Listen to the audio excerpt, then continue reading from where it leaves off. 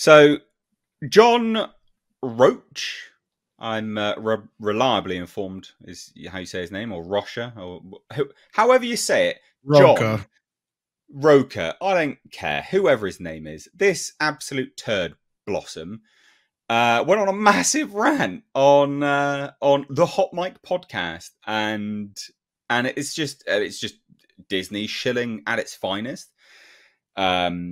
It's a bit difficult to really put it into words, but I reacted to this. I did like a 22-minute video where I sort of watched it, started it, discussed it, chit-chatted about it. And I want you all, because I was subjected to that mind-numbing, ridiculous low-level IQ. So I want you all to be afflicted with this pain. Sorry, chat. Not sorry, panel, because I think you'll find this fun. But this is probably the best example of what we're going to be watching today. Find your fucking balls and your cock and be okay with it. So that's just a little taste, and that's John's thoughts about people not liking Charmin Obaid-Chinoy. So we're going to dive into this today. Just real quick from the panel, is anyone aware of this? First and foremost. Oh yeah, and you know what? The chat's not wrong. This guy has that John Campea energy when he's had like Campea. Oh, Campea, right? Yeah. Sorry, yeah. Yeah. Go ahead. No, I did not mean to interrupt. I thought you were finished. Sorry. I'm done. I mean, energy he also has. He has the energy that his fellow Collider ex-alum, Christian Harloff, had right before he started complaining about, I've been such a loyal fan. Why don't you invite me? I've been chilling like there's no tomorrow for you guys. I mean, obviously, that's what we're seeing right here. This is dude desperately trying to chill for perks, I would imagine. Yeah, I'd say so. So we're going to watch that. We're going to get the Harloff 2.0 rant. Well, it is basically that. So we're going to watch this because I think it's absolutely comical. But I also would like to note that this chap's background, basically, yes, he is one of the old Collider crew. He's been on YouTube for however many years now. He's got appalling subscriber base, appalling view count, clearly doing something wrong. And that's important to note. He clearly doesn't have an audience. This isn't like, well, we're bigger than you, blah, blah, blah, blah, blah. That's not the point. But very, very clearly what you're saying doesn't actually resonate with the audience. Now, what we're going to watch is actually an excerpt from the podcast. And this only came around because his audience paid him to talk about it. And he actually rants at his audience. He actually insults his audience. Those people, one of them was a woman, might I add, that super chatted him this. So let's have a look at this. Culture, you're in charge of this chap. So let's have a watch, shall we? You bet. One word of note. This actually lowers my opinion of Jeff Snyder. Oh no, massively. I think he's a dipshit now. So hugely. Let's I always have, but anyway. Sooner or later, everybody comes around. Let's see what you guys have to ask us here. Let's start with the first one here. That is from I Am Too Fly Cam. He said, Miss Obaid-Chinoy is single-handedly going to sink this movie before he even films. LOL. Despite how you feel, John Ray didn't connect with most Star Wars fans. RIP. And we also have another one here about, in my opinion, Charmin Obaid-Chinoy's recent comments are condescending towards past female Star Wars TV directors. The last thing Disney and Lucasfilm needs is another PR disaster. What a bad way to start 2024 for them. So, Jeff, I got a lot of thoughts on this. And I don't mind opening the door and having the conversation now about her comments. We had it for later in the show, but we can do it now. But do you want to have a first take on this? What do you think? All you. Okay, this is the comment from Charmin Obaid-Chinoy, who is, of course, directing the new Star Wars film that's going to be focused on Rey. She was talking to CNN this past Sunday, and she said, I'm very thrilled about the project because I feel that we're about to create is something very special. We're in 2024 now, and it's about time that we had a woman come forward to shape a story in a galaxy far, far away. So, of course, as we saw from I Am Too Fly Cam and Mariana, some people really got into their feelings over this really innocuous comment. She's basically saying that she's happy to be directing a Star Wars film as a woman. I agree. and that she's going to be crafting this from a woman's point of view. She was not denigrating any of the female directors like Steph Green. So no one said she was denigrating any female directors. What it really reaching there? Oh, massively. Oh, this is mild. It gets way worse than this. Oh yeah. This is as bad as the J-Law shit when people are trying to like fucking step in and defend her. It's like, no, she said what she fucking said. Yeah. Okay. She obviously meant it. The point is what people had an issue with was the fact that it's been steered and shaped by a woman for however many years now. That's literally been the entire point. And the entire sequel trilogy and most of any of the TV shows have been from a woman's perspective as well. So it's entirely nonsense. Just as a bit of context, because he's going to gaslight everyone. And this is quite literally what this entire rant is. Let's watch a little bit more, shall we? Indeed. And Bryce Dallas Howard, and was it Stephanie Chow who did the series, The Book of Boba Fett. She was not anything negative. She wasn't shitting on Leia. I said that in my reaction. He's not ridiculous. Yeah, he's not winning. He's not winning. Ahsoka Tano. She was simply saying that finally a woman gets to direct a theatrical feature in Star Wars with Rey, with other women leading the way. And there's nothing fucking wrong with that. I swear to God, men, reach down into your pants, find your fucking balls and your cock, and be okay with it. We can take a woman directing a film in Star Wars and live. We're all gonna fucking survive. I swear to God, you guys want to come off like you're tough motherfuckers, and you're a bunch of wusses. This guy doesn't have a jaw or a chin, and he's trying to claim people come off as tough guys. Look, child, physiognomy's real here. Lay off the soy, please. Lay off the goddamn soy, for God's sake. In my experience, the person who yells the loudest and has the most to say generally is the weakest person in the room. Hey. So, well, male feminists, they're male feminists for a reason, hiding something in their closet. So, yeah, let's watch a little bit more. Let's get a bit more. This dude is not only is he low T, he's just he just attacked his audience. You don't do that. He got paid $15. So here's the difference here, guys. Right?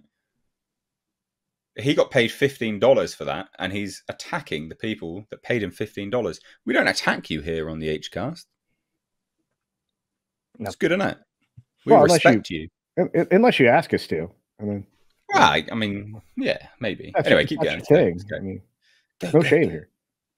That if a woman can't direct a Star Wars film, you lose your fucking shits. Or that she says she wants to craft it from a woman's point of view. And yes, she went further and said, I like to make men uncomfortable. I enjoy making men uncomfortable, because she wants to put shit out there for us to confront. Do you know how we solved civil rights in this country? We put it in people's faces and finally got them to understand it. They had to see hoses being turned on black people when they were protesting in the South in the 1960s for people to finally wake up. That was uncomfortable. Hey, dumb fuck. He's literally comparing a woman. Yeah, everybody has civil rights, dumb fuck, including a woman. So wait, is he trying to say that nobody cared about civil rights until they saw somebody on TV being hit with bullshit? Oh my God! Yeah, I don't know. The guy's argument is all over the place. It's the thing is, really loose. Yeah, it's even worse than that, because he's comparing it, and so. This woman also did do a lot of like documentaries about those kind of things. This is a step in a direction that's completely different for her. It's not to compare civil rights to a person being allowed to direct a multi-billion-dollar franchise. Yeah. I don't even, it's like, how can this is, it's absolutely not even the same realm.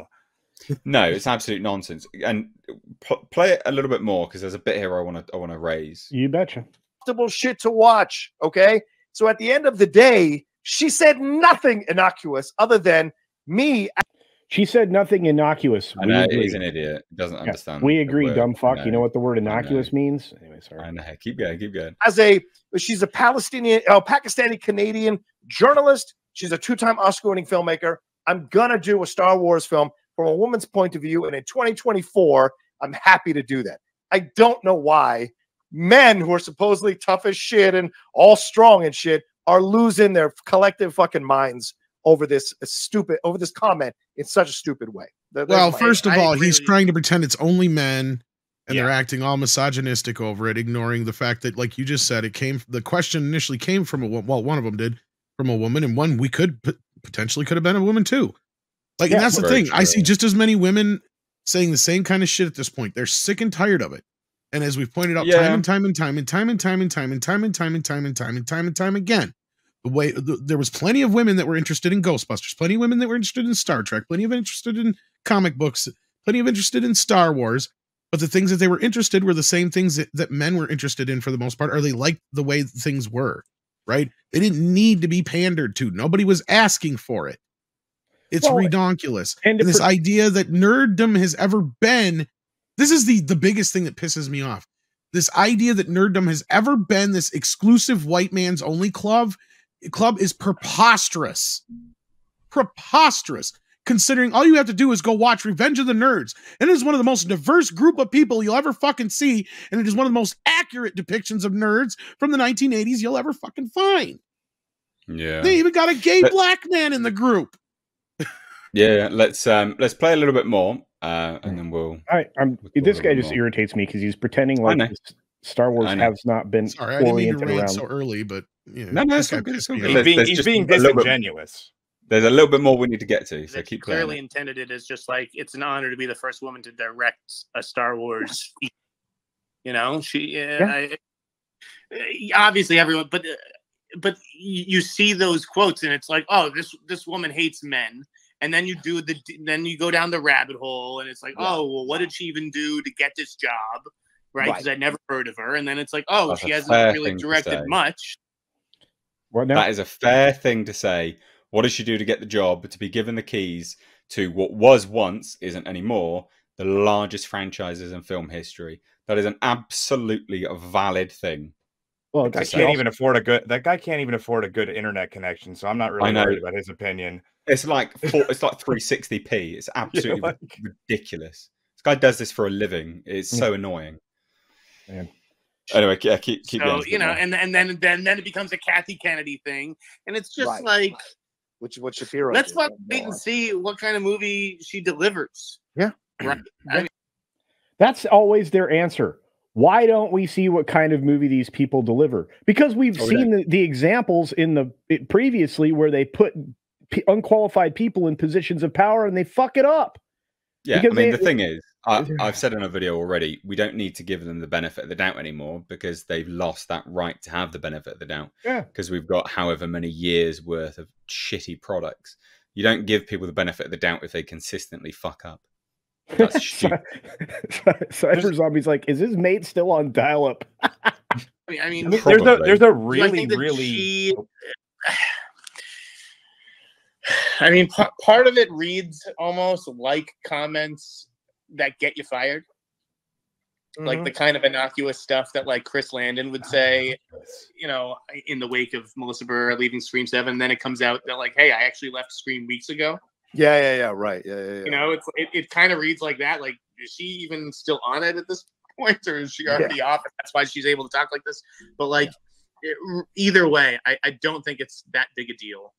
And I think that we just need to stop parsing the language of everyone who talks about Star Wars and just like fucking judge the movies. Yeah, the movies are shit, dumb fuck. That's literally what they're doing, passing the language of anyway. There's a little bit at the end from this John douche that I want to get to. Oh, we're still going? Oh, sorry. I can't believe I was the only person that lashed out there, but thanks, guys. Leaving me hanging. I was just holding on. It's fine. It's a joke. It's fine. Yeah. It's so fucking exhausting. Like, yeah, see, and this is this. I'm tired of this culture war Fox News bullshit. I agree with you. Fox News did a whole fucking segment today on their channel about these comments, and all these fucking dingbats were on there talking about, oh, Star Wars is woke, Star Wars is woke, and then Emily Campano, the lead dingbat. Okay, so He goes from guys, let's just wait and be blah blah. Oh, no, it hasn't even reached its peak. There's a bit you're going to rant. There's to an in apex. A minute, Yes, just bear with me, mate. Trust me, Tom. I know Keep it's going. a long clip, Tom. I know it's 6.5 minutes, but we'll get through it. We'll get through it. After it was done, that's why I'm a Trekkie, and they all cheered her. It's like punch his face. Star Trek has been woke since its fucking inception, and this is the kind of stupid. No, it has not. You motherfucking dumb shit. You and fucking Zack Snyder's doofy brother can shut the fuck up. See, I told you need to trust me, Tom. When I say we're building to something, you got to trust me, mate. Oh, damn it. Now, there's a little bit more. Sorry, I knew it was going to happen. There's a little bit more. Keep going. That we're dealing with most of the time with stuff like this, and it gets so exhausting to deal with. And what men are doing when they react like this are just reinforcing the point of view that women have about this stuff. And I see men going like, well, if a man said that about women, you haven't been, this hasn't been a society that has been fucking over men led by women for decades or centuries, for fuck's sake. You just stop that now. Absolute garbage. Right. I want to cap off that final bit. No, never, ever. The bit where he says men have never been blah blah blah. Yeah, okay. So who's the millions of people that go and die in wars? You absolute just ask me how easy it was to get child support. I was going to say this guy's clearly never heard of child support or alimony before, because that's about 90%. Well, it's not even that. I mean, it's the draft, everything else. Who dies in wars? Who's on bloody oil rigs? Who makes the infrastructure? I mean, there's loads of stuff. This guy is an absolute just a tool. But the commentary, to bring it back to the very specific commentary about the Star Wars thing, is what they're doing. He says, well, I'm tired of this culture war. You're engaging in it by doing this. You're literally engaging in it yourself. I mean, it's the most ridiculous comment ever to be like, oh, I'm tired of this whilst doing it yourself. And I do wonder whether this was his intention to get people to talk about it. I do wonder, because can people really be this stupid? Probably. But I've said enough. Over to you, Tom. I know you want to say a lot. Well, you just basically made my point for me, and that was that he's accusing others of doing exactly what he's engaging in, which to me is the pinnacle of their hypocrisy all the fucking time when it comes to these assholes. And then he had to interject more politics in it by bringing Fox News and name calling and just ad hominem attacks before, even really giving us any kind of idea of what was said.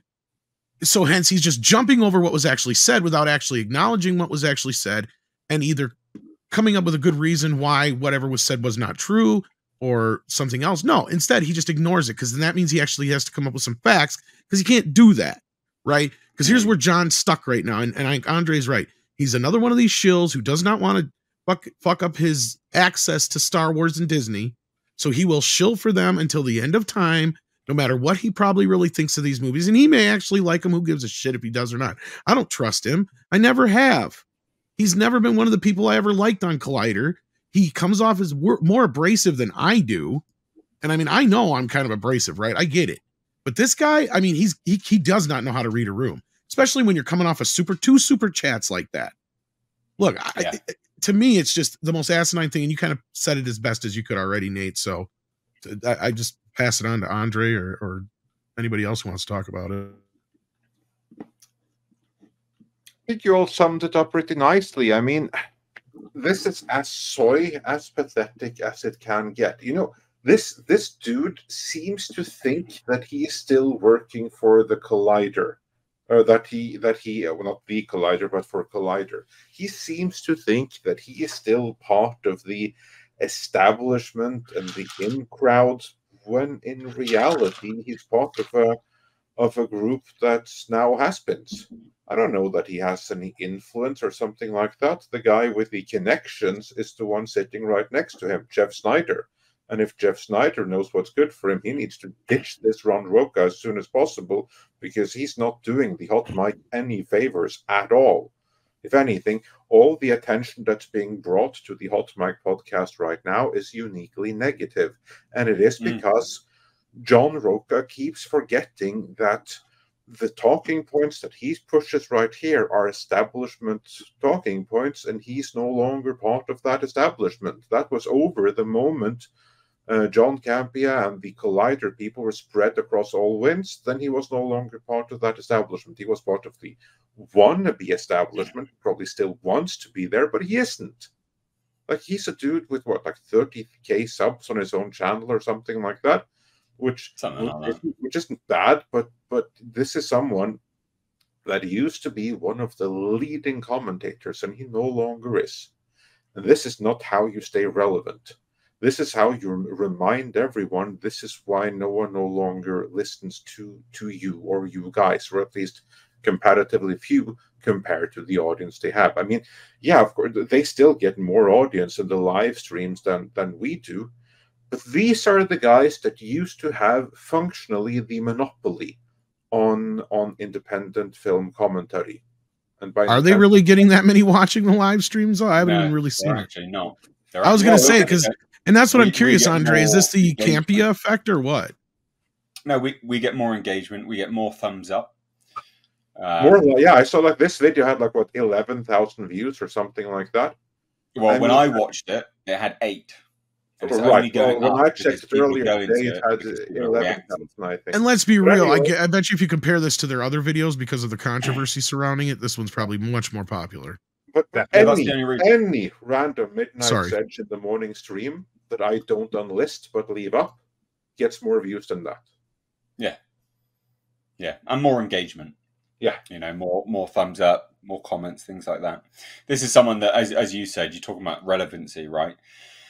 This is someone that should be far more relevant than they are based on their background and long sort of time span in the space, connections where they are, all manner of reasons as to why they should be a little bit more relevant, a little bit more sort of higher up the sort of pecking order, as it were. So, yeah, I mean, they're not for a reason, and that's because they're still spewing establishment talking points, and it's just nonsense. Dark Hour, you can chime in now, chat. I was just going to say two things I wanted to say. So this is kind of like the professional equivalency to everybody probably had this moment when they were like elementary school, when you leave one year and something's really popular, show's really popular or something, and you come back next year and you still like it and everyone else is like moved on with their lives. And you're kind of embarrassed because you haven't moved on to the next thing. That's exactly what this is on like a professional level. He's still making the same points that would have been popular maybe 5 years ago, maybe a little less than that. And now it's the pendulum is now starting to swing the other way, and more of your normal crowd is starting to see these things. Obviously, from his super chats alone, his own fans are not particularly happy with this. So somebody, I forget who said it, he definitely doesn't know how to read the room. And not only that, it's actually probably, if he continues down this path, he's not going to have a room to read. So it's going to slowly chip away. No one's going to want to be insulted by the person that they just paid. That's the surefire way to stop people from supporting you.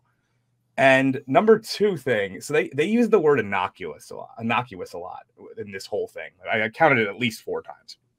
And well, only Snyder used it properly, but yeah. So yeah, just like I pulled up the definition in some synonyms. It's not harmful or offensive, but one synonym that it has right here is non-irritant, which is the exact opposite of what she was doing. Her statement that triggered all of this is quite literally her saying she wants to make men uncomfortable, which is irritating men. So she is already going. What she was doing is the exact opposite of what they're saying she was doing. So they didn't even care enough to give a shit to look up the proper words. So how is anyone supposed to take them seriously? And also, sorry, carry on, Mr. Rich. I was just going to say, you're completely right. I completely agree with all of that. Yeah. And also, lest we forget, because this is what really annoys me when people say it was taken out of context. It was 8 years ago. Doesn't matter. Her mindset isn't going to change in 8 years. She's not going to be any less activist now. She's not suddenly not going to have covert activism in this movie. She's not suddenly going to stop wanting to piss off men. When she said that I liked to torment men, She said that without any kind of modifier. There was no, oh, I like to torment men of 1, Pakistani, 2, Muslim, 3, extremist persuasion, those 3 at the same time. I don't have any issue with all other men. I mean, when you make a statement like that, you kind of like need to specify that these are the kind of men I like to annoy. No, everyone, even in that very panel, Jon Stewart, the woker than woke host, even had to go and apologize for, yeah, I know that I'm a man. I know we are all horrible. No objection. There was like, no, I'm not talking about you guys. You know who I'm referring to. Nothing like that. Any man would always have to do that. If any man was some kind of activist against some group of women or something, he'd always have to specify, no, I'm talking about this particular subset, not anyone else. She doesn't have to do that. She did give Jon Stewart the exception. I don't know if you caught that. Oh, she did. In a joking fashion. Give anyone else. She goes, present company excluded. Present company. You know what that means? Present company excluded means everyone else included. In the world. Not only that. Everyone in the world included. Not only that, they even tried to immediately disarm the argument that is the only argument you need to use for these kind of situations, and that was if you replace the word man with woman, would it change the meaning? By trying to disarm that right away. Now, like you were just saying, if she would have said, I like to make Pakistani Muslim extremist men uncomfortable, it would be understandable coming from a culture that with the issues that she has seen. That would be completely, and I think it would still be a little weird to say. It would still probably not be the right thing to say, but you can at least sort of justify it. When you completely take out those qualifying factors, you are now just turning it into a blanket statement. And then at that point, you cannot say that just replacing the word is not a valid argument. It is always a valid argument when you do blanket statements. If a man said this about women, he would be considered a pariah. And that's all you need to know. So, Culture, over to you now, buddy. Take us home. What's your thoughts? This guy's a maroon. And everything that's been stated here is correct. I mean, you guys are essentially got out in front of every point I was going to make. Like, the most embarrassing thing here is that Jeff Snyder's on the show. And I agree with Andre. If he knows what's good for him, I vote we call him Zack Schneider from now on. Jack. Yeah. Anyway, but no, like Zack Snyder's lesser brother. That's all I'm saying. True. But no, I mean, look, this guy went out. He attacked his audience, which is a no. We don't attack you guys. He went out and he went out and basically just used all the talking points like we were talking about earlier, just in a very inadequate way, in a very, I don't know, disingenuous. Yeah, disingenuous is the right word, but he's very abrasive in his presentation, and I still think that the best video clip that we're going to probably keep here for a little while is him telling you to look down and check your package. This dude, I think he speaks from personal experience. He has to make sure that stuff's still there in the morning. Oh, that was a little harsh. All right. Yeah, I would concur. So I thought we would we'll shuffle on now because fun little intro topic today. Yeah. We've got. Thanks for triggering Tom, by the way. I appreciate that. I know, it's always good.